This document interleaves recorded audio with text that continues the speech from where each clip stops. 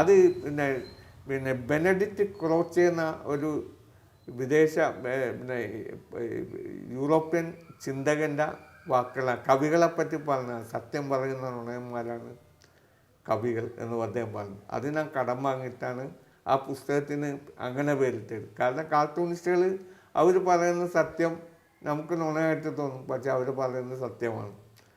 ആ കാർട്ടൂണിസ്റ്റുകളെ പറ്റി ആദ്യം മലയാളത്തിലുണ്ടാകുന്ന ഒരു പുസ്തകം അതാണ്. അത് മാധ്യമം വാർഷികപ്പതിപ്പിലാണ് ആദ്യം വന്നത്. അതിനുശേഷം ഞാൻ അതിൽ കുറെ കൂടി കൂട്ടിച്ചേർക്കുകയും പിന്നെ റിവൈസ് ചെയ്യുകയും അങ്ങനെയാണ് അത് പബ്ലിഷ് ചെയ്തത്. അത് പിന്നെ മാതൃഭൂമിയാണ് പബ്ലിഷ് ചെയ്തത്. അതിനുശേഷം പിന്നെ ആ രംഗത്ത് ഈ മീഡിയ ജേർണലിസ്റ്റുമായിട്ട് ബന്ധപ്പെടുത്താവുന്ന ഒരു പുസ്തകം അത് ക്ലാസിക് അഭിമുഖങ്ങളാണ്. അത് വാസ്തവത്തിൽ എനിക്ക് വളരെ അഭിമാനാർഹമായി തോന്നുന്ന ഒരു വർക്കാണ്. 2008 ആദ്യത്തെ പതിപ്പ് ഇറങ്ങിയപ്പോൾ ഇന്ത്യ ടുഡേ അതിലെ 10 മികച്ച പുസ്തകങ്ങളിൽ ഒന്നായിട്ട് അത് തിരഞ്ഞെടുത്തു. അന്ന് നമ്മളെ ആ പുസ്തകത്തെ റിവ്യൂ ചെയ്തുകൊണ്ട് നമ്മളെ NP രാജേന്ദ്രൻ, പ്രസ് അക്കാദമിയുടെ ചെയർമാൻ, അദ്ദേഹം എഴുതിയ കോംപ്ലിമെൻറ്റ്സ് എനിക്ക് മറക്കാൻ പറ്റില്ല. അദ്ദേഹം പറഞ്ഞത് പിന്നെ പെൻഗ്വിൻ്റെ പുസ്തകമുണ്ട്, ഇൻ്റർവ്യൂസ് എന്ന് പറഞ്ഞ പുസ്തകമുണ്ട്. അതിലെ ആ പുസ്തകത്തെ കവച്ച് വയ്ക്കുന്ന രീതിയിലാണ് പിന്നെ ഇതിലെ അഭിമുഖ സംഭാഷണങ്ങൾ തിരഞ്ഞെടുത്തിട്ടുള്ളത്. പിന്നെ ഇതിൽ പറഞ്ഞിട്ടുള്ള പല ആളുകളും പിന്നെ അതിലില്ലാത്തവരാണ്. കാരണം നല്ല വൈവിധ്യമുണ്ട്. ആരൊക്കെയാണ് ചുരുക്കിയൊന്ന് ആരൊക്കെയാണ് അഭിമുഖത്തിൽ? ഇതിൽ മഹാത്മാഗാന്ധിയിലാണ് തുടങ്ങുന്നത്. അദ്ദേഹത്തിൻ്റെ ഒരു അപൂർവ ഒരു ഇൻ്റർവ്യൂ ആണ്. പിന്നെ കാൾ മാർക്സിൻ്റെ ഇൻ്റർവ്യൂ വേറെ എവിടെയെങ്കിലും ആരെങ്കിലും ഒരു പത്രത്തിൽ വായിച്ചിട്ടുണ്ടാവുമെന്ന് എനിക്കറിയില്ല.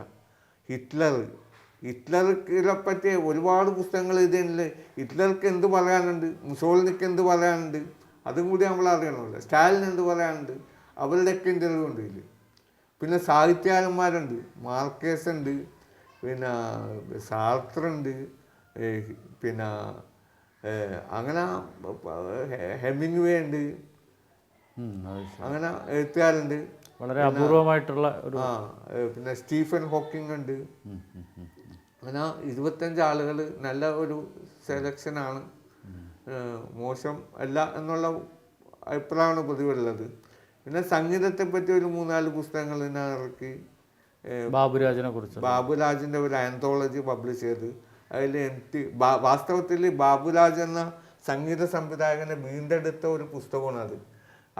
ബാബുരാജിനെ എല്ലാവരും മറന്നിരിക്കുന്ന സമയത്താണ് പുസ്തകം വന്നത്. എൻ്റെ ഒരു സുഹൃത്തായിരുന്ന വടേരി ഹസനാണ് അത് പ്രസിദ്ധീകരിക്കാൻ മുൻകൈയെടുത്തത്.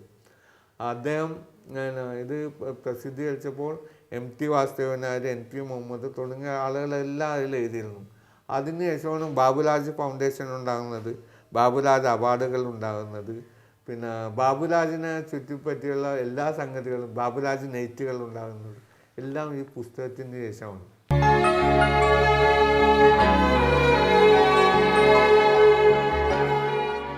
അവസാനമായിട്ടൊരു ചോദ്യം. ഈ ഒരു പുതിയ തലമുറയിൽ ഈ മേഖലയിലേക്ക് കടന്നു വരുന്ന പുതിയ തലമുറയിൽപ്പെട്ട ഒരുപാട് യുവാക്കൾ ഈ മേഖലയിലേക്ക് കടന്നു വരുന്നുണ്ട്.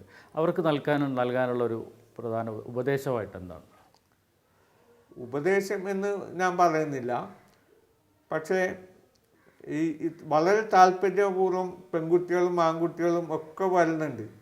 അത് ഒരു സോഷ്യൽ സ്റ്റാറ്റസ് ഇപ്പോൾ ഉണ്ട്, പഴയ കാലത്തെ പോലെയല്ല. പഴയ കാലത്ത് ദാരിദ്ര്യം, ഞാൻ പിന്നെ സാധാരണ പറയാറില്ലേ, പത്രക്കെട്ട് തലയിണയാക്കിയിട്ട് ഉറങ്ങിയിട്ടുണ്ടെന്ന്. ഞാനത് ചെയ്തിട്ടുള്ള ഒരാളാണ്. ഞാൻ കേരളത്തിൽ ജോലി ചെയ്യുന്ന സമയത്ത് പത്രക്കെട്ട് തലയിണയാക്കി കിടന്ന് ഉറങ്ങിയ ദിവസം ഉണ്ടായിട്ടുണ്ട്. പക്ഷേ ഇന്നത്തെ അങ്ങനെയല്ല. അവർ ശരിക്കും ഒരു കരിയർ പഠിച്ച് അവർ രംഗത്ത് വരികയാണ്. പക്ഷേ ആർക്കോ എന്ത് ചെയ്യുന്ന ഒന്നായിരിക്കരുത്. എന്ത് ജോലിയാണ് നമ്മൾ ചെയ്യുന്നത്, അത് നമുക്ക് ഒരു ബേസിക്കായിട്ടുള്ള ഒരു ആനന്ദം നൽകണം, ആത്മസംതൃപ്തി നൽകണം. അത് ചെയ്യാത്ത ജോലി എന്നും ശരിയല്ല. അത് പത്രപ്രവർത്തനമാണെങ്കിലും എന്താണെങ്കിലും. ഞാൻ 50 കൊല്ലമായി പത്രപ്രവർത്തനം. എനിക്ക് ഇപ്പോഴും അതിൽ സംതൃപ്തിയുണ്ട്. ഓരോ തവണ ചെയ്യുമ്പോഴും അതിൽ സംതൃപ്തിയുണ്ട്. അതിൻ്റെ ഇടയ്ക്ക് വളരെ പിന്നെ ദുഃഖകരമായ ചില സംഭവങ്ങളൊക്കെ ഉണ്ടായിട്ടുണ്ട്. അതെല്ലാം മറക്കാൻ പ്രേരിപ്പിക്കുന്നത് ഇതിൽ നിന്ന് കിട്ടുന്ന സംതൃപ്തിയാണ്. കഥ, നോവൽ, അങ്ങനെ പല മേഖലകളിലും കവിതകളൊക്കെ ആയിട്ട് പിന്നെ പ്രവർത്തിച്ചു. സിനിമാ രംഗത്ത് തളിരിട്ട കിനാക്കൾ, അതുപോലെ ചാപ്പ എന്നുള്ള സിനിമയ്ക്ക് കഥയും തിരക്കഥയും എഴുതി ഗാനരചയിതാവാണ്. അങ്ങനെ പല വിവിധ മേഖലകളിൽ പ്രവർത്തിച്ചു. അതോടൊപ്പം പത്രപ്രവർത്തനവും. അപ്പം ഈ അവസാനം ഒരു പത്രപ്രവർത്തകൻ എന്നുള്ള രീതിയിലാണ് കൂടുതൽ അറിയപ്പെടുന്നത്.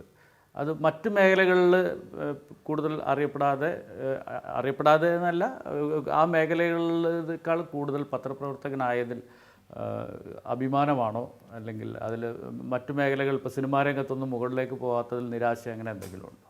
നിരാശയൊന്നുമില്ല. കാരണം സിനിമാ രംഗത്ത് അതിൻ്റെ പിന്നാലെ ഒരു ദൂഷിത വലയം സിനിമാ രംഗത്തുണ്ടാകും. കാരണം കൂടുതൽ പൈസ കിട്ടുന്നതല്ല. പൈസ എവിടെ കൂടുതൽ കിട്ടുന്നു അവിടെ ആ രംഗം ദൂഷിക്കാൻ സാധ്യതയുണ്ട്. അതിൽ സമ്മർദ്ദങ്ങളും എല്ലാം വരും.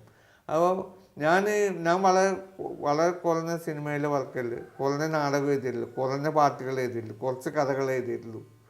എഴുതിയെടുത്ത് പിന്നെ ശ്രദ്ധിക്കപ്പെടുന്ന രീതി എനിക്ക് ഇപ്പോൾ ഈ അടുത്ത് ഞാൻ ചാപ്പ ഉൾപ്പെടെയുള്ള പിന്നെ കഥകളുടെ ഒരു കളക്ഷൻ ഇറക്കാൻ പോകുന്നുണ്ട്.